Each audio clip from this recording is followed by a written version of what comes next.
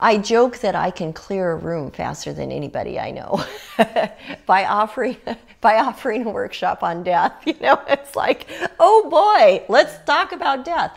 And it takes a tremendous amount of work to engage people who are not faced with a life-threatening illness.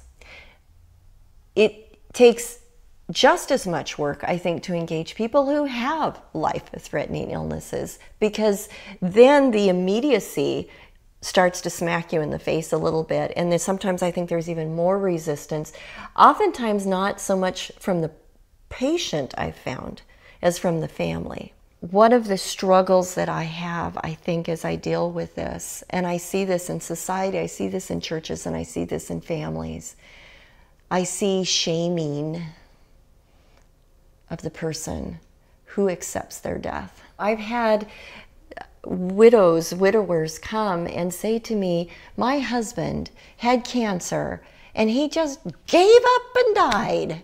Or somebody who's had recurrence after recurrence after recurrence after recurrence of cancer, and their friend will say she gave up and went to hospice. I mean, there's this sort of giving up, the shaming of not continuing to fight. And so what you read in obituaries then is fought bravely to the end, fought bravely to the end. And I try to envision a concept where we're not fighting anymore, where we recognize the inevitability of life's closure. And instead of trying to turn around and run madly the other way, what if we could embrace that process of dying?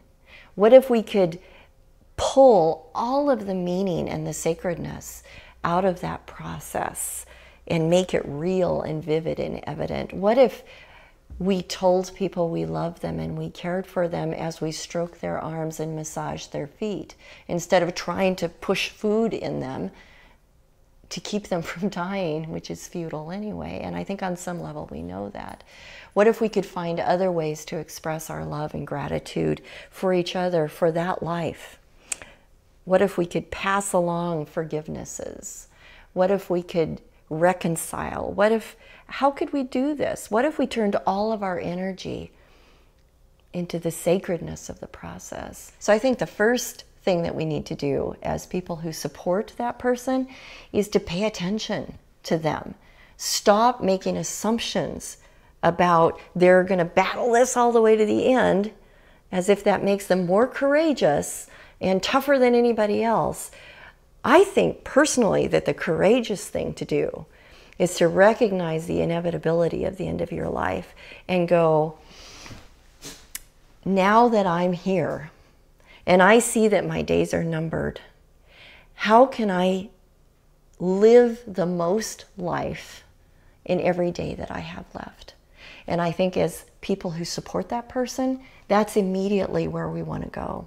I just think we could change things. I just think we could make it so much better for people. And I think that we could move this back into the realm of home and family in a way that people wouldn't be so frightened anymore.